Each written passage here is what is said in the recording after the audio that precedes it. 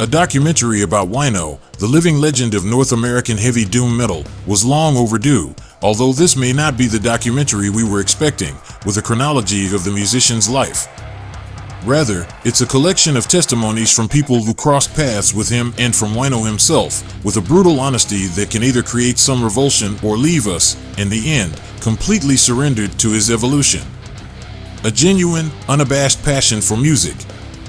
And in the end, he not only manages to win our respect, but also to make us admire his journey until the moment when he feels at peace with himself and everything he has done.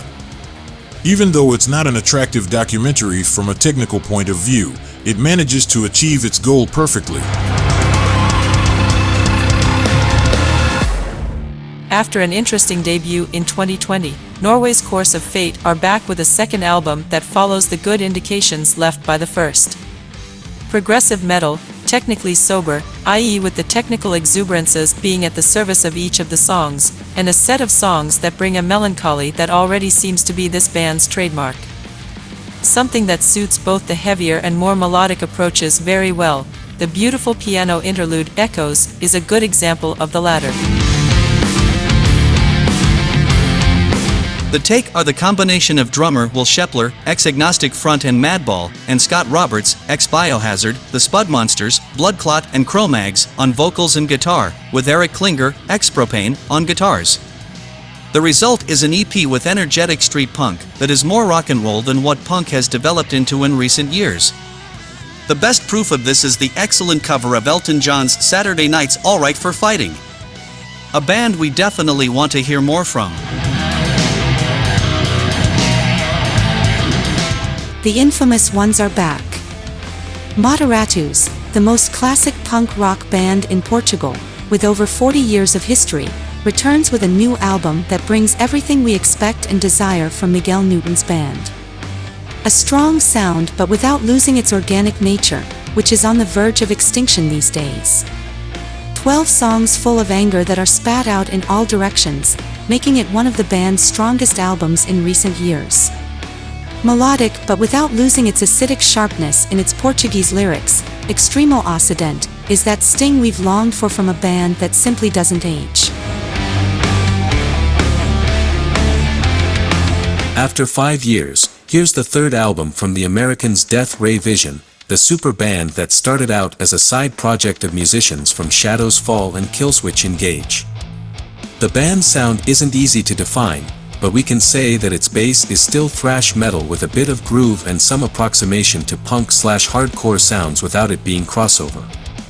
After the departure of Brian Flair, lead singer of Shadows Fall, Keith Bennett of Panzerbastard was recruited, who has a more traditional approach reminiscent of the kind of proposals of the 90s, with Prong being the one that speaks loudest in our memory. There isn't exactly a bad song here on No Mercy from Electric Eyes, but there aren't any that are exactly memorable either. The one that comes closest is Crawl Forth the Cowards, undoubtedly the best on the album. Hail the Sun have accustomed us to intense music and lyrical concepts that always start from a position of suffering and the need to deal with it. That may have changed slightly, and we may not even think about it when we have the vocal melody overriding everything else. However, it is very present, as are the heaviness and the guitar lines, which are very restless and nonconformist. We can talk about post-hardcore, but in general what you feel is that the band has broadened its spectrum and now fits in better with alternative, reaching many more people without having sacrificed their love and devotion to heavy guitars and songs that captivate and touch us. A band maturing, and that result showing through in their music in the best possible way. A piece of British heavy metal history that may have gone unnoticed by many. Blood Money released 2 albums in 1986 and 1987, quite late when the new wave of British heavy metal was a brief reference point in the history of a style that had already evolved down other paths. Here we have, as the name suggests, all the recordings that the band made on 2 albums, including the 2 albums, Red, Raw and Bleeding, and Battle Scarred, along with the 1985 demo Metalized, as well as more extras. Although they were released in the mid-1980s, the production takes us back to the beginning of the decade and is very raw, especially on the first album. Curiously, the demos sound better. All in all, it's a piece of history recommended to anyone who likes to collect the history of heavy metal, and shows how the band managed to present an original heavy metal far from the commonplace of the time.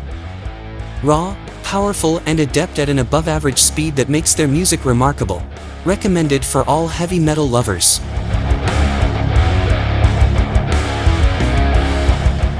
The return of Besta was eagerly awaited here at World of Metal. One of the sharpest bands in Portuguese grindcore, they are a real hurricane on stage with their devastating micro-discharges. And this is where we get the biggest surprise of this, Terra Hey Desapego. Instead of having a few tracks of around 1 to 2 minutes, we only have 7, each lasting over 5 minutes. While this could lead us to fear that the band is moving away from grindcore, it also hints at a whole world of possibilities, which is confirmed as we listen to tracks such as Olher Seraphic and Sector Parasita. Although for the most part we still have up-tempo songs, they are more complex, more melodic and much more dynamic, going down more death metal paths but in a way that sounds refreshing despite being reminiscent of the career transition of bands like Napalm Death and Carcass.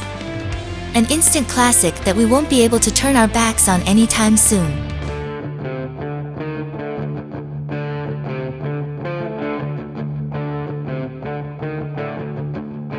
I confess that I wasn't sure what to expect from this release. After all, not only was I completely unfamiliar with Kate Nord, but a self-titled project wasn't something that piqued my curiosity in the first place. Not only is Kate a tremendous vocalist in an operatic register, but she also has great taste as a composer. We have no knowledge of the musicians involved in the recording, although we do know that she was responsible for all the keyboards and orchestrations and that they are sublime. If in form and content, Compass to Your Heart's Desire isn't surprising because it's in a genre that's been explored a lot, in quality and talent we're completely won over.